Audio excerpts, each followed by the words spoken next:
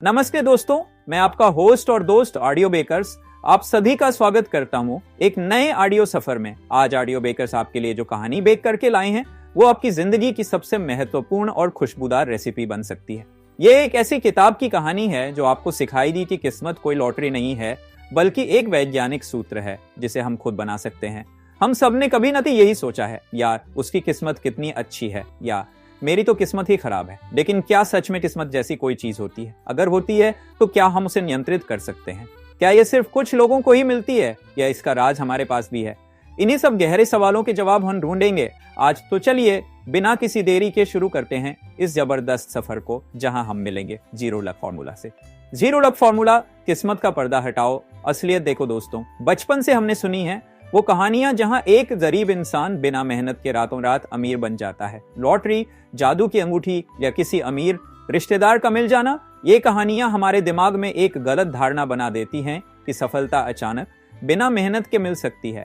लेकिन zero luck formula के लेखक डेविड बी एलन कहते हैं कि किस्मत एक वैज्ञानिक सूत्र है जिसे हम 4 सरल स्तंभों से समझ सकते हैं। पहला स्तंभ, कड़ी मेहनत। लोग कहते हैं वह कितना भाग्यशाली है, उसे वह नौकरी मिल गई। लेकिन क्या हमने कभी सोचा कि उस नौकरी के पीछे कितनी मेहनत, कितने साक्षात्कार और कितनी रात रात तक की पढ़ाई छिपी है? एक खिलाड़ी जो ओलंपिक्स में पदक जीतता है, हम कहते हैं उसकी किस्मत अच्छी थी, लेकिन हम नहीं देखते कि उसने उसे एक पल के लिए सालों तक कितने बलिदान दिए। कड़ी मेहनत का मतलब 1 या 2 दिन मेहनत करना नहीं है, यह एक निरंतर रोजाना का प्रयास है। जब आप लगातार मेहनत करते हैं तो आप खुद ही अपने लिए अवसर पैदा करते हैं। दूसरा स्तंभ, अवसर मिलते नहीं, बनाए जाते हैं।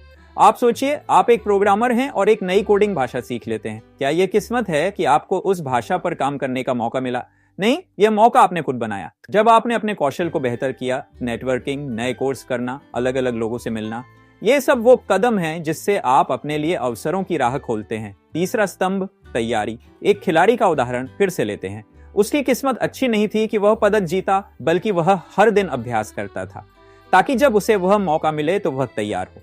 यही तैयारी किस्मत बन जाती है। अगर आप तैयार नहीं हैं तो आप कितने भी भाग्यशाली हों, आप उस मौके को पकड़ नहीं पाएंगे। चौथा स्तंभ, मेंटालिटी। आपकी मानसिकता ही तय करती है कि आप एक मौके को किस्मत समझते हैं या अपनी मेहनत का नतीजा। अगर आपकी मानसिकता नकारात्मक है तो आपको अवसर दिखेंगे ही नहीं। लेकिन अगर आपकी मानसिकता सकारात्मक है और आप किस्मत को अपनी मेहनत का परिणाम मानते हैं तो आपका आत्मविश्वास और प्रेरणा दोनों बढ़ती हैं। तो दोस्तों, किस्मत का फॉर्मूला है कड़ी मेहनत, अवसर, तैयारी, मानसिकता। किस्मत, जीरो लक फॉर्मूला, सफलता का ब्लूप्रिंट। अब जब हम किस्मत की असली थ्योरी समझ चुके हैं तो आइए उस फॉर्मूला को देखते हैं जिससे हम अपनी जिंदगी में हर चीज हासिल कर सकते हैं। पहला कदम, अपने लक्ष्य को पूरी सटीकता से डिफाइन करें। आपके लक्ष्य स्पष्ट नहीं होने चाहिए। मुझे पैसा कमाना है, मुझे स्वस्थ रहना है, ये लक्ष्य नहीं है। ये लक्ष्य नहीं है, ये सिर्फ इच्छाएं हैं। लक्ष्यों को एक वैज्ञानिक तरीके से डिफाइन करें। स्पेसिफिक, आपका लक्ष्य खास होना चाहिए। मेजरेबल, जिसे मापा जा सके। अचीवेबल, जिसे प्राप्त किया जा सके। रिलेवेंट, जो आपकी जिंदगी से जुड़ा हो। टाइम बॉन्ड, जिसकी एक समय सीमा हो। उदाहरण के लिए, मुझे 1 साल में 10 किलो वजन कम करना है, जिसके लिए मैं हर दिन 30 मिनट व्यायाम करूंगा। अब इस लक्ष्य में किस्मत का क्या रोल? शून्य। सब कुछ आपके नियंत्रण में है। दूसरा कदम, एक रणनीति बनाएं, न कि इच्छा सूची। आप सोचिए, आपको दिल्ली से मुंबई जाना है। आप सिर्फ गाड़ी लेकर निकलते नहीं, आप पहले नक्शा देखते हैं, रास्ता तय करते हैं, गाड़ी की सर्विस कराते हैं और खाना पानी साथ रखते हैं। यही आपकी रणनीति है। इसी तरह जब आपका लक्ष्य तय हो जाए तो उसके लिए एक रोड मैप बनाएं, छोटे छोटे पड़ाव तय करें। उदाहरण के लिए, 10 किलो वजन कम करने के लिए आपकी रणनीति होगी: पहला महीना रोजाना टहलने और चीनी छोड़ने पर ध्यान दें। दूसरा महीना, सप्ताह में 2 बार शक्ति प्रशिक्षण, स्ट्रेंथ ट्रेनिंग जोड़ें। तीसरा महीना, अपने भोजन पर नजर रखना शुरू करें। यह रोड मैप आपको दिशा देता है और जब आपके पास दिशा होती है तब आपको किसी किस्मत की जरूरत नहीं पड़ती। तीसरा कदम, लगातार काम करने की शक्ति। हम एक दिन में 100% प्रयास डालते हैं और फिर 10 दिन तक कुछ नहीं करते। जीरो लक फॉर्मूला कहता है निरंतरता ही कुंजी है। जब आप हर दिन छोटे छोटे काम करते हैं तो वे आगे चलकर संयुक्त हो जाते हैं। सोचो, अगर आप हर दिन सिर्फ 15 मिनट एक नया कौशल सीखते हैं तो 1 साल में आप उस कौशल में कितने आगे बढ़ जाएंगे। यह किस्मत नहीं है, यह निरंतर काम का परिणाम है। मानसिकता में बदलाव, सफलता का आंतरिक खेल, संगीत अधिक उत्साहजनक और सकारात्मक हो जाता है। हमारी जिंदगी में सबसे बड़ी भूमिका निभाती है हमारी मानसिकता। जब हम असफल होते हैं तो सबसे पहले हम किस्मत को दोष देते हैं, किस्मत खराब थी, भाग्य ने साथ नहीं दिया। लेकिन इस मानसिकता से हम कभी आगे नहीं बढ़ सकते। जीरो लक फॉर्मूला कहता है असफलताओं को डेटा पॉइंट्स की तरह देखो। एक वैज्ञानिक जब प्रयोग करता है और असफल हो जाता है तो वह यह नहीं कहता कि उसकी किस्मत खराब थी। वह उस असफलता से डेटा एकत्र करता है, विश्लेषण करता है और फिर से कोशिश करता है। उसके लिए असफलता सिर्फ एक कदम है, ना कि एक रुकावट। एक उदाहरण सोचो, एक छोटा व्यापारी है, उसने एक उत्पाद लॉन्च किया और वह असफल हो गया।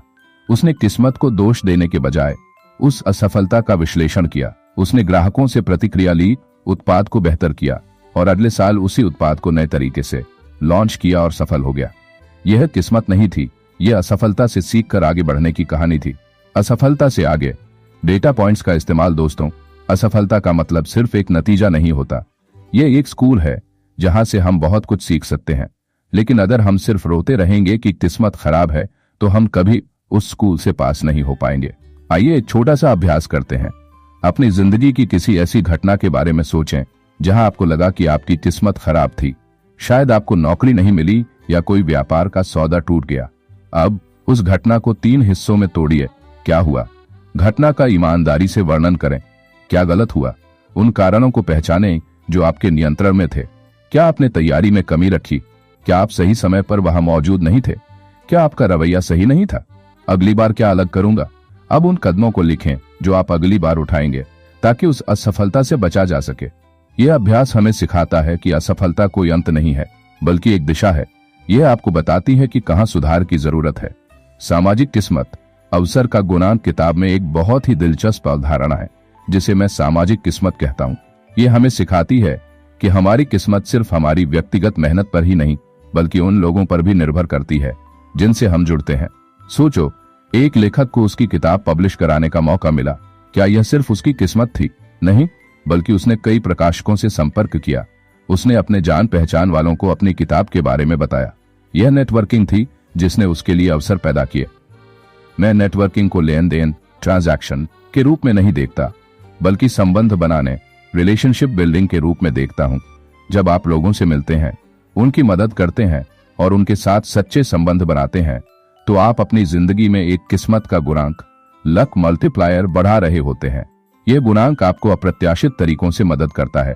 किसी को आपके बारे में पता चलता है और वह आपको एक ऐसे अवसर के बारे में बताता है जो शायद आपको कभी नहीं मिलता।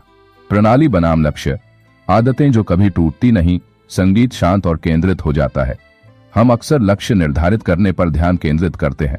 मुझे वजन कम करना है, मुझे करोड़पति बनना है, लेकिन हम प्रणाली, सिस्टम बनाने पर ध्यान नहीं देते।